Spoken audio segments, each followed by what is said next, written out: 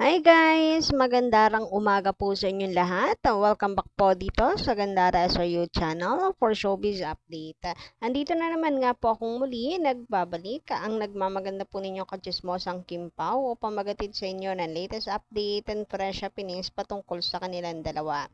And para nga po sa umaga or hapon na siguro pag napanood nyo ito, ang atin pong mainit na pag-uusapan ay tungkol po dito sa repost ni Paolo Avellino na kung saan, ay naku, alam ko ikatutuwa niyo to guys at ikakikilig.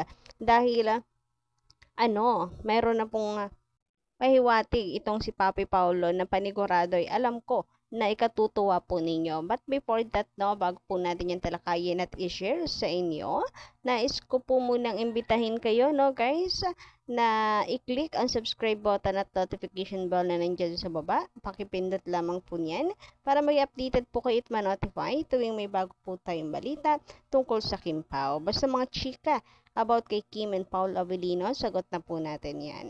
So ngayong umaga, alam naman po natin na may ASAP ngayon si Kimi, sabi nga ni Darren, ay atin pong abangan ang performance or meron po tayong dapat abangan ngayong Sunday.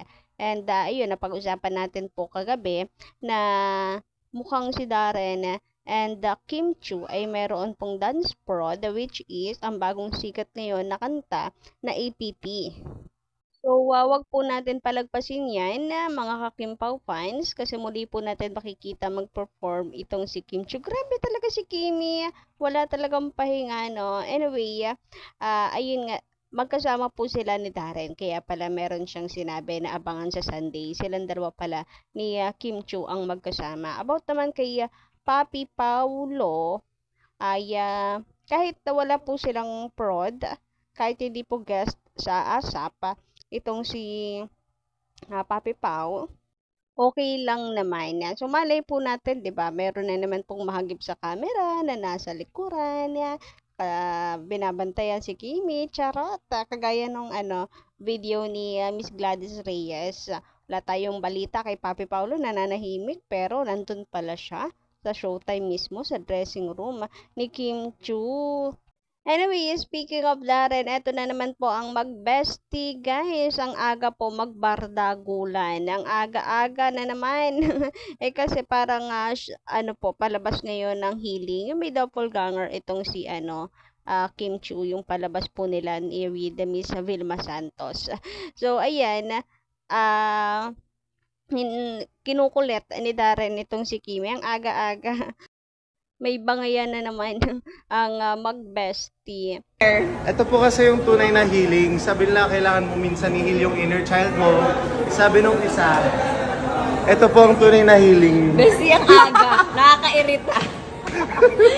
Nakakairita. Ang tunay na healing ay yung healing ni Camille Prats. Healing. What mo sino? Best sample nga paano sa Nakakatuwa talaga ang dalawang ito, no? Lalo na si Darren, na kapag inaasar niya si Kim Chu. Nako, inaantay ko na po ang ganti ni Kimi at ganti na naman ni Darren. Kasi alam natin kapag umaganti si Darren, may kasamang paayuda sa mga Kim Pao fans. Kaya na-excited ako minsan kapag ka meron pong entry itong si Darren na pang-aasar kay Kim Chu. So, baka naman Darren, another paayuda dyan. Samantala, hanggang ngayon pala, mainit pa rin pinag-uusapan. Ito pong paghampas, ay hindi paghampas paghawak ni Kimberly sa wet pool nitong si Papi Pao. Hawak nga daw kasi ng may karapatan. Grabe nung ano pa to nung event pa po ng Hyundai. Pero hanggang ngayon, hindi pa rin pala nakaka-move on ng ilan dito. Kasi ito yung last time nakita po natin magkasama sa event ng Kim Pao. Kaya siguro, ganun na. Pag namimiss nila ang Kim Pao, binabalikan lamang po nila ito. And sino nga bang hindi po kikiligin, tila pinapakita po ni Kim Chu dito na siya lang ang tanging may karapatan. Pinapakita niya yung kanyang karapatan bilang Jowa Bells. Charat! Kayo ba guys, miss nyo na makita ulit na magkasama ang Kim Pao? Anyway, sabi nga po dito, Kimi, bakit merong patapek sa wet po ni Pao? Haha, huli pero hindi kulong. Naku po, ang clingy na po nila. Pwedeng holding hands next. Ako sana nga po. Next na event, holding hands naman. Yung tipong ayaw nang bumitaw sa isa't isa. Ay, grabe yun. Anyway, ayun na nga. Speaking of, napaka-clingy na nung dalawa ay magandang ano naman yan, balita para sa mga Kim Pao fans. Kasi kapag clingy silang dalawa, lalo na kapag off-cam, yung mga stolen lang, kagaya po sa, tawag dito, shooting nila, BTS, shooting para sa kanilang movie, kagaya ng paghalik sa balikat, ganyan, paghalik sa head, kayakap yung dalawa, or magkaakbay, nagiging clingy sila, ay nagiging malinaw sa atin kung ano yung real score nilang dalawa. And ngayon nga, masasabi natin na talagang nagiging showy na rin po yung dalawa. Kapag nasa labas, hindi na rin po ganun kaingat na ingat.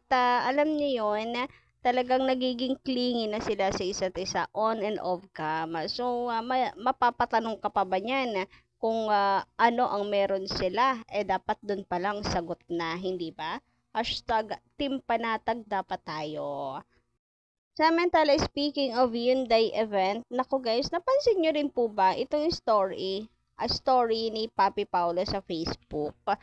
Ni-repost niya po from isang fan, kung hindi ako nagkakamali. Tapos ang background music ay ikaw na ba si Mr. Right? So, nirepost po ito ni Papi Paulo. Ibig sabihin ba nito, sinasabi at inaamin niya, pinapatunayan, sinasagot niya na talagang siya na ang Mr. Right ni Kimberly? Ay, grabe yan. Daming-daming pwede pong i-repost. Dami pong nagpo-post ng nilang dalawa. Pero yun talaga yung napili niya na ang background ay, ikaw na ba si Mr. Right? So, ito po nakataga ang dalawa, si Kim and Paulo Avellino. Naku, thank you so much po kung sino man ang nag-post nito. Maraming salamat. Kinikilig din naman po ang inyong kakimpaw, kachismosang Kimpaw.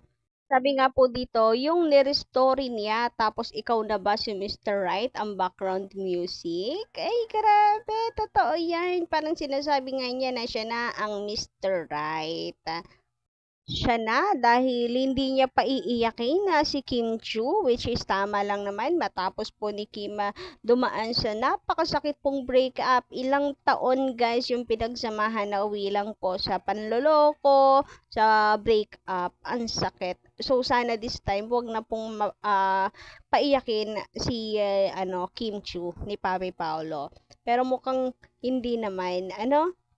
Kasi tulad nga po ng sinabi ni Mimi Vice, walang awa sa Pao. Hashtag Kimpaw. So yun lang guys sa ating update. Maraming salamat po sa inyong pakikinig ngayong umaga. Don't forget to click the subscribe button and notification bell for more updates. Maraming salamat.